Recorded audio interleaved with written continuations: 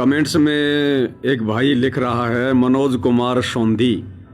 लगातार भाई कमेंट्स कर रहा है और क्या कुछ कह रहा है। साले कुत्ते आदमी, सुअर की औलाद, तुझे नरक में भी जगह नहीं मिलेगी, सुअर की औलाद। तेरी औकात नहीं तू संत रामपाल जी महाराज जी से बात भी कर सके, चंदा चोर। तेरी औकात नहीं तू हरियाणा में पैर भी टेक दे, तेरा चाम उतार देंगे, सुअर की औलाद। इस हार में पीटा था 4 महीने पहले। और कर दे भाई कुछ कमेंट्स, अभी तो मैं पढ़ रहा हूं।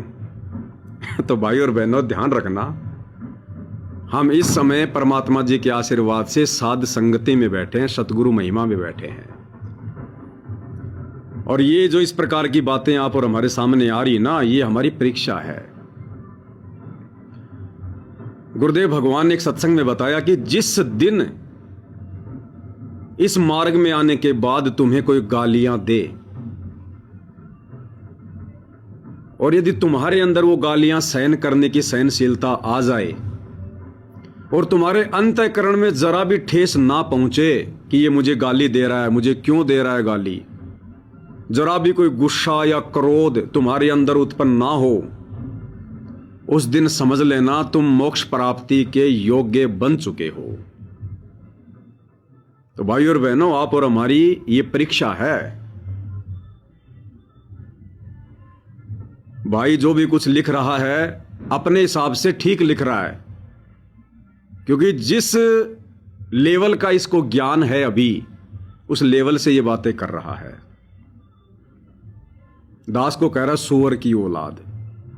तो बताओ इसमें गलत मानने की क्या बात हो गई, इसमें गुस्सा करने की क्या बात हो गई। भाई ठीक है, वर्तमान में मैं सुअर की औलाद नहीं हूं, वर्तमान में मुझे मनुष्य जन्म प्राप्त है और मनुष्य शरीरधारी एक व्यक्ति ही मेरा बाप है जो कि शरीर छोड़ चुका है। और मैं तो यह भी मानने को तैयार हूं मनोज भाई की बात कि कुछ समय तक मैं सुअर की औलाद था, क्योंकि जिस पिता ने मुझे जन्म दिया, हालांकि 2013 के बाद दास ने मालिक से प्रार्थना करके पूरे परिवार को जोड़ दिया था।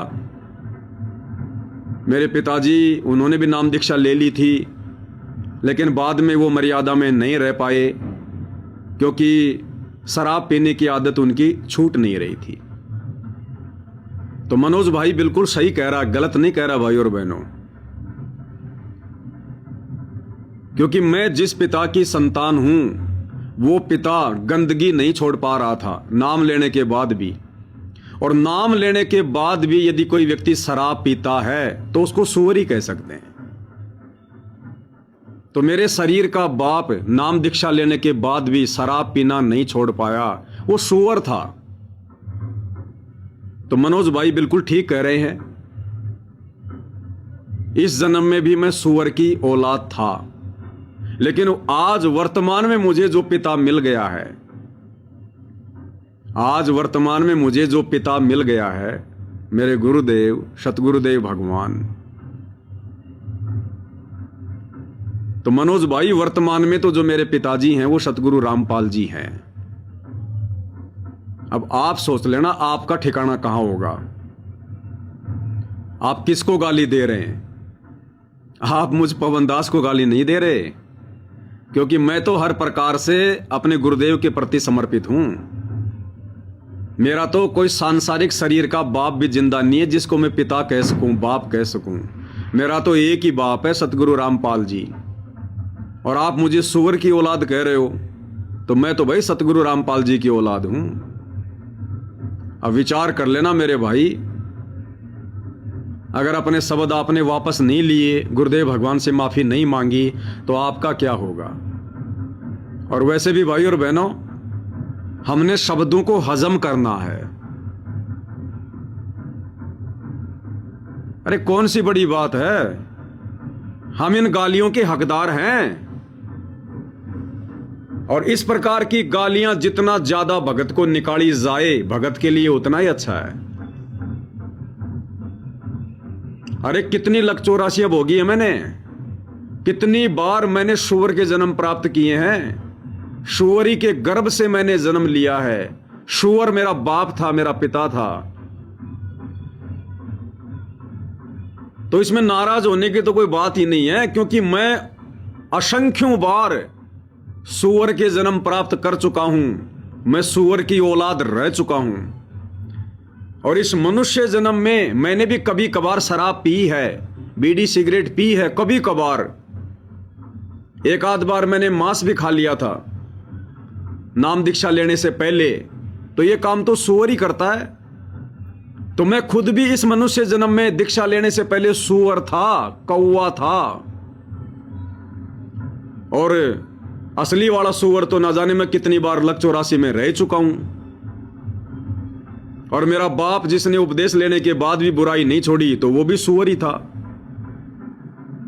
तो मनोज भाई जो कह रहा है बिल्कुल सही कह रहा है, गलत नहीं कह रहा है।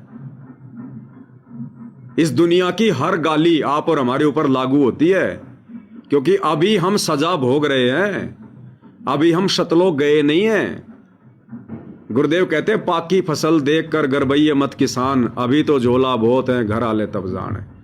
हाँ, जब हम शतलोक चले जाएंगे उसके बाद ये गालियां फिर हमारे लिए नहीं होंगी। अभी भले हम सतगुरु रामपाल जी की शरण में आ गए, मोक्ष मार्ग पर आगे बढ़ने का प्रयास कर रहे हैं, एक भगत बनने का प्रयास कर रहे हैं, लेकिन अभी हम जेल में हैं। यहां की सजा हमारे ऊपर लागू है। सावधानी हटी, कोई भी दुर्घटना घटी। तो मनोज भाई जो कह रहा है, नो डाउट हम इनके शब्दों का सत्कार करते हैं, सम्मान करते हैं, स्वागत करते हैं।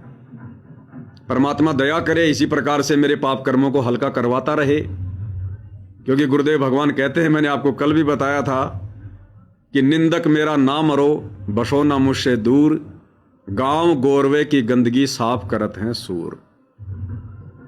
और निंदक नीरे राखिए आंगन कुटी छवाए, बिन पानी बिन साबुन के निर्मल करे स्वभाव। तो किसी भी सत्सेवक भाई बहनों ने,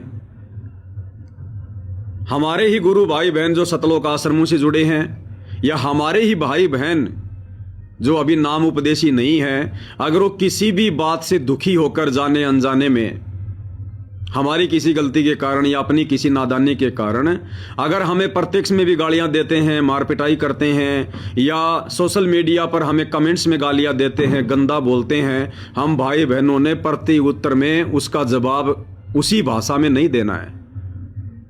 आवत गाड़ी एक है उल्टा हो अनेक, कहे कबीर ना उल्टियों रहे एक ही एक। ये आप और हमारी परीक्षा ले रहा है सतगुरु, क्योंकि इनके तो कर्म कुछ ऐसे ही है। इन आत्माओं के तो कर्म काढ़ने बिगाड़ने हैं, इनके तो कुछ भाग्य में लिखा ही ऐसा है।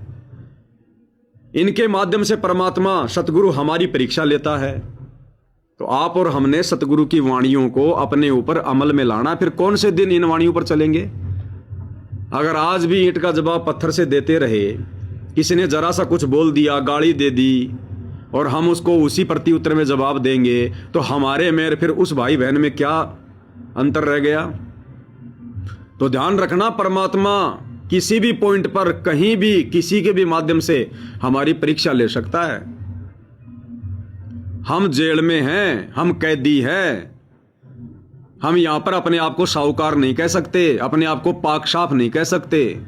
हमारे ऊपर दुनिया की हर गाली लागू है, हर सजा लागू है। नीची गर्दन करके भक्ति मार्ग पर हमें आगे बढ़ते रहना है। इन बातों पर हमने ध्यान नहीं देना है।